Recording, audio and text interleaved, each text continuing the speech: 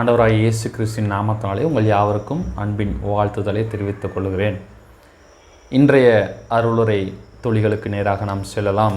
இன்று நாம் தியானிக்க போகிற வேத பகுதியானது ரோமருக்கு எழுதின நிருபம் 8வது அதிகாரம் அதனுடைய 29வது வசனம். ரோமர் புஸ்தகம் 8:29. தம்முடைய குமாரன் அநேக சகோதரர்களுக்குள்ளே முதற் பேரானவனாய் இருக்கும் பொருட்டு தேவன் எவர்களை முன்குறித்தாரோ அவர்களை தமது குமாரனுடைய சாயலுக்கு ஒப்பாய் இருப்பதற்கு முன்குறித்திருக்கிறார். தேவன் எவர்களை முன்குறித்தாரோ அவர்களை தமது குமாரனுடைய சாயலுக்கு ஒப்பாய் இருப்பதற்கு முன்குறித்திருக்கிறார்.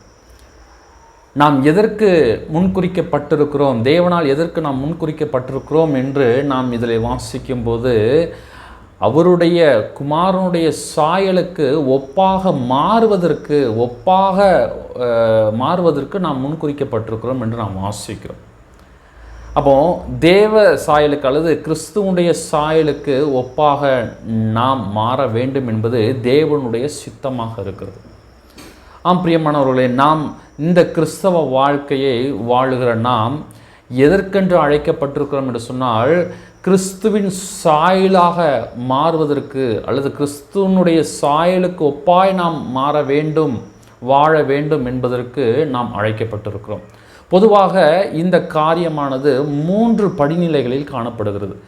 முதலாவது படிநிலை, எப்பொழுது நாம் அவிசுவாசியாக இருந்து ஆண்டவராய் இயேசு கிறிஸ்துவின் இரத்தத்தால் கழுவப்பட்டு அவரை ஏற்றுக்கொண்டு நாம் ரட்சிக்கப்படுகிறோமோ அப்பொழுது இந்த காரியமானது துவங்குகிறதாக இருக்கிறது, துவக்க காலம்.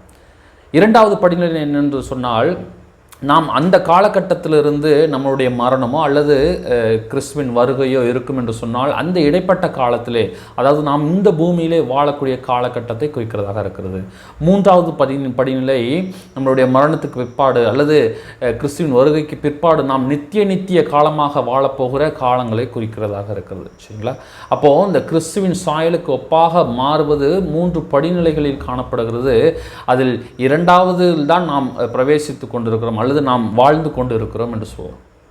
அப்போ இந்த காலகட்டத்திலே நாம் கிறிஸ்துவின் சாயலுக்கு ஒப்பாக நாம் வாழ வேண்டும் அல்லது ஒப்பாக மாற்றப்பட வேண்டும் என்பது தேவனுடைய சித்தமாக இருக்கிறது என்று நாம் சிந்தித்தோம். அவருடைய சாயலுக்கு நாம் உடனே அல்லது ரட்சிக்கப்பட்ட உடனே மாறிவிட்டோமா என்று சொன்னால் அப்படியல்ல. அது ஒரு தொடர்ச்சியான ஒரு காரியமாக, தொடர்ச்சியான நடைபெறுகிற ஒரு காரியமாக இருக்கிறது. It's not a one day process. இது வந்து கண்டினியூஸாக நடக்கக்கூடிய காரியமாக இருக்கிறது.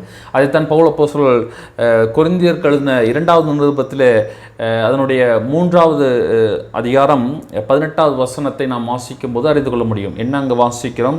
3:18, 2 கொரிந்தியர் புஸ்தகம் 3:18 பிற்பகுதி இப்படியாக நாங்கள் வாசிக்கிறோம். ஆவியாக இருக்கிற கர்த்தரால் அந்த சாயலாகத்தானே மகிமையின் மேல் மகிமை அடைந்து மறுரூபப்படுகிறோம். இங்கு ப்ரெசன்ட் கண்டினியூஸ் டென்ஸில் அங்கு சொல்லப்பட்டிருக்கிறது.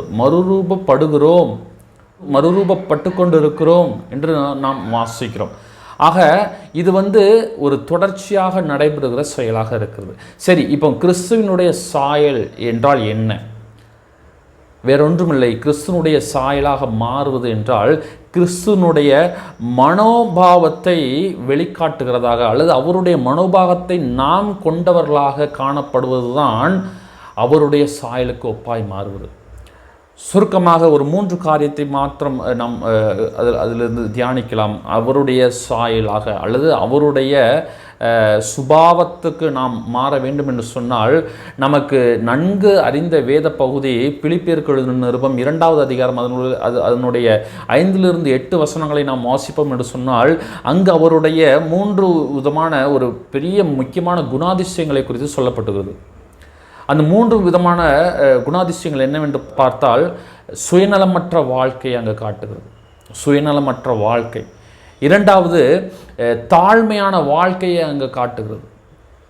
ஆண்டவராய் இயேசு கிறிஸ்து சுயநலமற்ற வாழ்க்கையை வாழ்ந்தவராக இருந்தார், தாழ்மையான வாழ்க்கையை வாழ்ந்தவராக இருந்தார். அதே போன்று தியாக பண்புள்ள வாழ்க்கையை வாழ்ந்தவராக வாழ்ந்தார் என்று நாம் அந்த பகுதியை வாசிக்கும் போது அறிந்து கொள்ள முடியும்.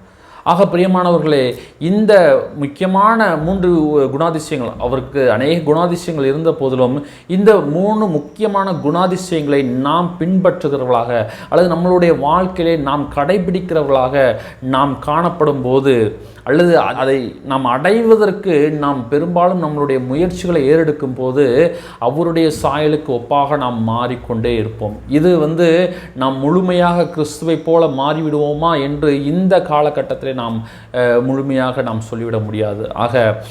ஆன போதிலும் இது நம்மளுடைய தொடர்ச்சியான செயலாக இருக்க வேண்டும் என்று தேவன் விரும்புகிறார்.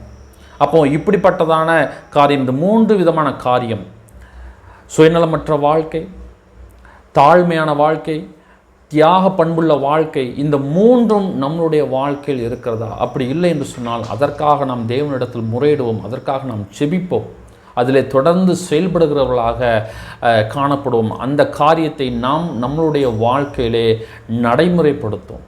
இந்த சிந்தை நம்மளை ஆசீர்வாதமாக வாழ தேவன்தாமே அனுக்கிரகம் பாராட்டுவாராக. அவருடைய நாமம் மாத்திரமே என்றும் என்றும் சதா காலங்களிலும் மகிமைப்படுவதாக. ஆமென்.